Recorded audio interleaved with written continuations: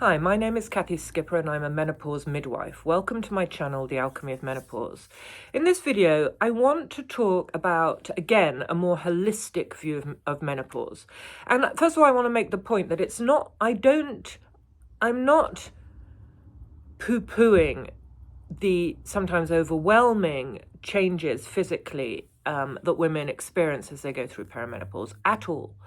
But what I am saying is, the internet and the mainstream is inundated with information about how to relieve symptoms of menopause, about how to medicalize menopause, how to deal with all that's going on in terms of night sweats, hot flashes, weight gain. All that has been dealt with. So I don't want to add to the conversation because I don't think I need to. But, however, a part of the conversation that I feel is very, very underserved is looking at menopause holistically. So being aware that it isn't just a physical journey, it is an emotional, mental, and spiritual journey. And in-depth psychology, that's what's called the journey of individuation. It's the journey of life, becoming more individuated, becoming more ourselves, becoming more whole. And that doesn't mean some kind of spiritual woo-woo journey where we're all in the love and light at all. Becoming whole actually means accepting all parts of ourselves, the good, the bad, and the ugly. It actually means working with the unconscious, realizing that there's so much more to the human psyche than just a physical body and a few, what's the word I'm looking for? A few surface emotions and thoughts. No, there's a huge amount of the human psyche that's in the unconscious, and building relationship with that makes us more and more whole as we become more and more aware of ourselves.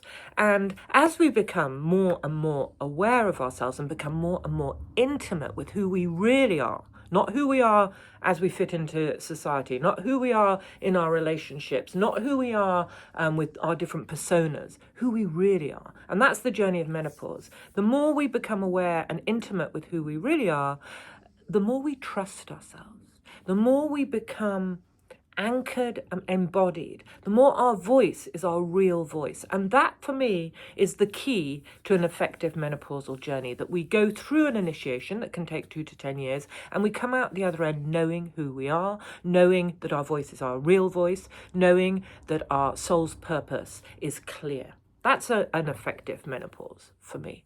And so what is, actually, I just want to add something. One of my teachers in France always used to say, d'être soi-même est sans danger.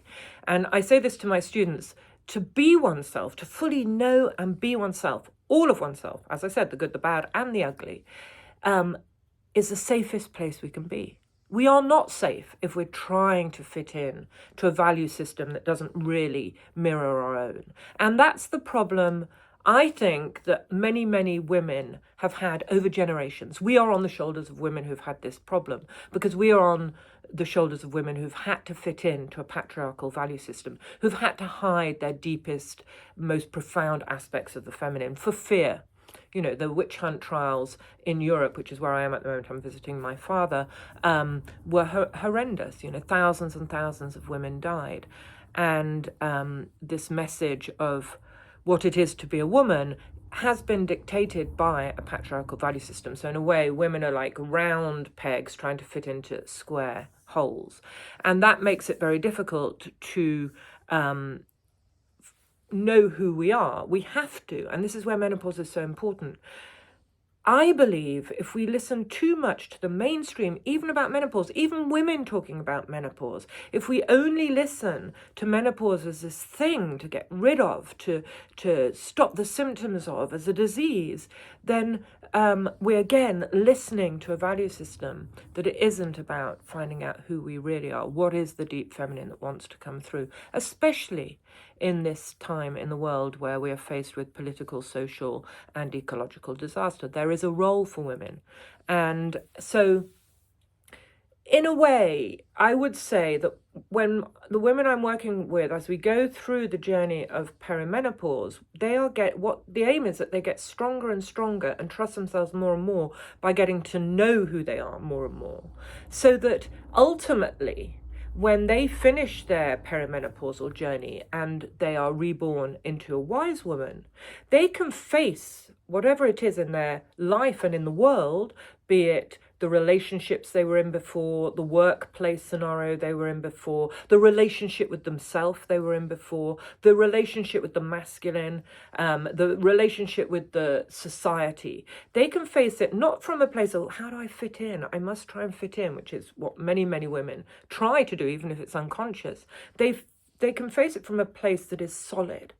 One of my students said, bone solid, as if in their bones they've healed. In part of the perimenopausal work I do is healing the mother line, healing what they've inherited of these negative beliefs and patterns that come from generations of women trying to fit into patriarchy. And they know themselves so well that when they face these things that they used to face before, and before these patriarchal values and these outdated ways of being in the world would make them sort of, try and fit in, they would feel less empowered. Now, if once they're grounded in themselves, they trust themselves, they can face it and not be affected by it. And that is a huge and important reason for menopause. It's the focus for me. How do we prepare ourselves for 30 years? Women get 30 or more years after coming out of menopause to live their lives, a third of their lives.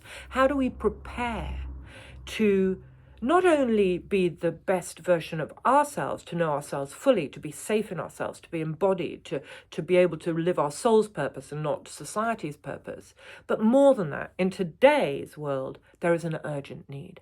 How do we prepare ourselves as we go through perimenopause in order to be useful in our society? And it doesn't mean we have to all go out there and take a leadership role, but we need to take that leadership role in our own lives, in our families, in our workplaces, in our communities. And we can't take that leadership role from a pure wise woman, authentic place of wanting the best for the next 7 generations, which is really, in line and with nature. We can't do that until we know ourselves, until we have done the work on building a relationship with our unconscious. Otherwise, the unconscious controls us. I'll talk about that in another video. But if you don't build a relationship with your unconscious and honor it and work with it, what stays in the unconscious will control us. And often what is in women's unconscious are ways of survival strategies for trying to fit in. And that is over.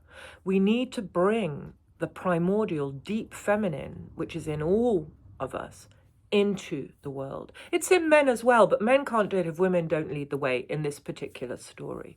We need to find a way of authentically coming together, as women always have, to lead younger women and become a voice in the world that really counts. Not a voice of patriarchy, not a voice of power over, a voice of power with, a voice of thinking of the planet and thinking of the future generations. And I believe that is the role of menopause. We can only do that if we do the deep initiatory work that menopause is offering us. All those things we see on the internet about women complaining about mood swings, about being very emotional, about anger and irritability. These are all indicators to me that there's deep inner work to do. They're not there to be medicated. They're there because they're there. If a woman is feeling angry at menopause, it's not just because her hormones are making her feel angry. It's because the anger was there and this hormonal initiation is triggering it, saying now is the time, Missy. Now is the time to allow yourself to feel these feelings that have been repressed all your life and in your mother's life and your grandmother's life. We're doing work for many generations. And that's what's really important. So that's what I do in the Alchemy of Menopause with women. It's a 9-week program. And I give women these tools so that they can run with them. And the other thing I've noticed is once women get the tools and see the roadmap, there's no stopping them. It's not as if I have to really explain it. They get it because the psyche is ready for it. It's just that the conversation is so noisy out there. It's so focused on externalization and the physical and staying young. And I mean, it's so superficial that it is noisy and it stops women really being able to do the true work that is there. Okay, so please subscribe to my channel. That would really help, and lots of love.